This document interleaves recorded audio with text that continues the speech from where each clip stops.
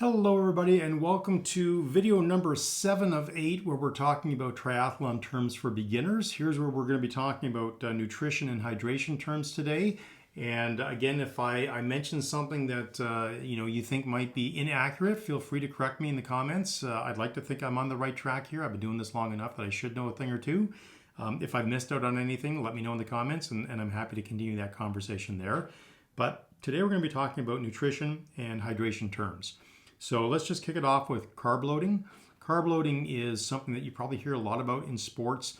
And when you're doing sports that are less than an hour long, carb loading is out of date information. You don't need to carb load before a 1 hour activity. But when you're doing things for hours upon hours, you want to get as much glycogen in your bloodstream. So carb loading is really about increasing the carbohydrate intake into your system before race day, 24 hours before a race, so that you have maximum glycogen stores. Glycogen is the blood sugar that comes from the food that you've eaten and is available to be used as fuel as a racer. So you're going to blow through that in the first hour. That's the bad news is, you want to have a full gas tank, but the gas tank's going to be empty in an hour, and you're going to have to continue to fuel your body throughout the race. So carb loading is just the term that we use for having pastas and rice and all those carbs that you don't necessarily want to have when you're on a diet, but when you're trying to perform as an athlete, these are things that are going to get you up and moving in the morning and give your body what it needs to have full glycogen stores to move forward as an athlete. Now, glycogen, that is what your body uses for fuel, whether it's being in a immediate situation or something you've eaten 24 hours before. What you ate 24 hours before is what's available on race morning. We often say that once you get out of the swim, that's when you have breakfast. You have your first energy bar on the bike, and every hour after that, if you're having solids on the bike, that's when you're going to have another energy bar and potentially a gel to get your glycogen stores replenished and refueled. Just depends on what you've trained with in your training and what works for you. You've got to practice your nutrition as much as you've got to practice your body and train your body to do the event. You've got to train your gut to work on the fuel that you're taking in. So glycogen is simply the fuel that you get from the food that you're eating while you're racing. And the longer you get into the race, you go from solids on the bike to liquids and gels, and a little bit of solids maybe through pretzels on the run course. But typically you want things that are going to go through the stomach wall really quickly and become available as fuel. So the official definition is glycogen is what your body uses as fuel during an endurance race, but it comes from the food that you're eating. Bonking, hitting the wall. I don't know if you ever heard that term before, bonking, but that's when a runner typically, or even sometimes a cyclist, runs out of fuel. They think that they can keep going, and all of a sudden your body starts shutting down. Sometimes you get delirious and fall over. Sometimes you get severe muscle cramping. I started bonking in Ironman Cozumel when I was sodium depleted in the race, and that led to immediate severe muscle cramping in my legs. And I had to sort that out with what I had in my fuel belt. I had salt tabs and Coke and water with me to take, so I was able to get back on track within a half an hour. But the idea is when you bonk, it's really, really tough to recover from that. So I was very fortunate that I had brought the right equipment with me. I was prepared for that eventuality because I knew it was going to be a hot race, and just I had good awareness in the race to know that this was something that was going on.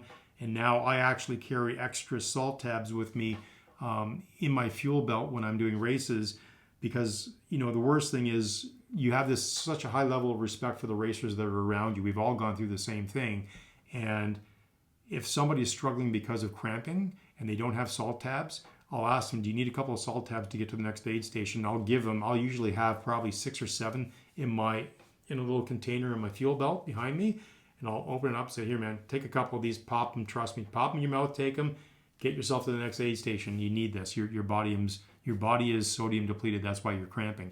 I've done it a few times, and I think karma's a nice thing, and it maybe one day will come around to serve me too. Probably already has, and I just haven't paid attention to know that other people have been generous to me, and because they want to see me have as good an experience as they're having. So that is what bonking is. So gels and chews. So gels, obviously I got a couple of gels here. These are what you will take on the race course. There's about 100 calories per each one of these gels. I'll read you the ingredients. It's maltodextrin, water, fructose. Those are the top three, and then the fourth one is sodium. So you're basically looking at sugar and sodium, glycogen and sodium. This is essentially rocket fuel for your body when your body needs it. And that is not at the end of an exercise session. It is during an exercise session when you're starting to feel a problem and you need to give yourself a little extra fuel. That's what these puppies are for.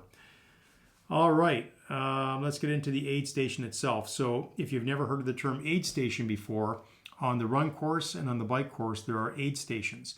What that simply means is they have everything from Gatorade to cola to water to pretzels to oranges to bananas. Sometimes they've got soup broth, cookies. It's basically glycogen or things that are easy to stomach for a racer who's doing a race. You're going to get nauseous, especially if it's a hot day, a hot, warm day. If you don't dial in your food right, it's really easy to get nauseous, and then you might not finish the race. DNF, we talked about that, just because you got nauseous. And that's where something like when the sun goes down, warm chicken broth might be just the thing you needed. But every race you do, they're going to list in the race briefing what is available for food in the aid stations. So as you're doing your training, you want to think about training with something similar, if not the exact same thing that they're using, because you want to train your body to be able to operate on whatever fuel they're using on race day at those aid stations. So that's a really good way to say, hey, if I see it all the time where I see energy bars, they've dropped them on the ground. Well, what do I do? I'm not riding back to pick it up. They just leave it on the ground and they grab something else from the aid station. Well, if you're using the same stuff that they have at the aid station, your body should be used to it and you should be good to go. If you're using some sort of homemade concoction, that's all you trust and that's all you use, and all of a sudden you've got to have a Cliff Bar or whatever at the aid station, and you're not used to that, your body might not enjoy that very much, and that will give you a gastrointestinal issue, which is I don't even know if I talked about that. A GI issue. A GI is gastrointestinal. It just means your gut's not happy with you, and you're probably going to have an eruption of some sort, either out this hole or the back end, and not pleasant either way. So you want to try to avoid GI issues as best you can. We'll talk about complex carbohydrates just for a second, simple carbs and complex carbs. So you're going to hear the terms simple carbs and complex carbs. Simple carbs are things like white pasta, bread, rice, soda, cookies, plain bagels, fruit juice, milk, products that have a lot of refined sugar in them. Not so much milk, but milk does have sugar in it. A complex carbohydrate is a nutritionally dense food, something like raw fruits or raw vegetables or whole grains. I often say, the big difference is the fiber in a lot of cases. So if you think about it, it takes 4 oranges squeezed to make 1 glass of orange juice, 1 cup of orange juice. But it's easy for an athlete to down a glass of orange juice.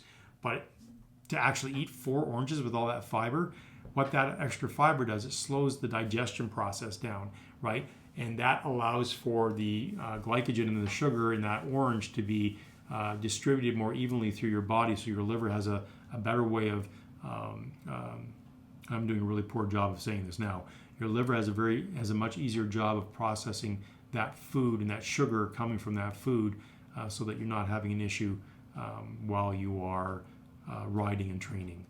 What was I going to talk about? I was going to mention one more thing and now I forget what it was. Oh well, if I remember, I will bring it back in the comments. It had something to do with using the washroom. All I'll say about aid stations is every aid station has a porta potty. And if I've said this before, I'll say it again. Make your race enjoyable, especially if it's your first or second race, even if it's your third or fourth race. I always stop for a pee break on the bike halfway through. And so I'll tell you a funny story. When I was doing Ironman Cozumel, it was my second full Ironman, and I knew from my first Ironman I was so uncomfortable in Louisville, so uncomfortable. I was so bloated. I took in all the liquids, but it just wasn't coming out fast enough. and I didn't want to stop for a pee break. God knows I would have probably lost the race. I don't know what I was thinking that day. But as a rookie, you make lots of mistakes. I said to myself, I'm going to stop and use the washroom purposefully halfway through that bike race. And it just made all the world of difference because that bloated feeling was gone. But what was really funny about it was the porta potty at the aid station was right on the beach on the west side of the island of Cozumel. And I remember standing there using the washroom in the porta potty and looking out these vented holes that they had in the wall at the surf coming in. I'm like, how surreal is this moment in time right now? I'm literally sitting in standing in a porta potty, taking a pee, looking at the surf coming in the middle of an Ironman. Like it forced me to stop and just appreciate the moment for a second. And then got back on my bike and had a great second half of my race on the bike, and then a great marathon after that. So yeah, there's porta potties everywhere, and those are a godsend. Trust me, use them when you can because it's good. All right, that's all I had for talking about nutrition and hydration with respect to racing and training. But if I've missed out on anything and you think that there's something that I've got wrong or you want me to expand on something, leave that in the comments. If you like this conversation, give it a like. If you haven't done so already, subscribe. I'm answering a different question about triathlon every day for almost a year. I've got well over 250 questions that need answers to them. And so hopefully I'll be able to answer a question that you might have. And if you've got a burning question you want the answer to, go ahead and ask me, and I'll create a video for that specific question if I haven't done so already. Thanks everybody for tuning in today, and the next video is going to be one of these two sides, and that's going to be on race specific terms. That'll be video 8 of 8 in this particular series. Thanks everybody, and we'll see you in the next video.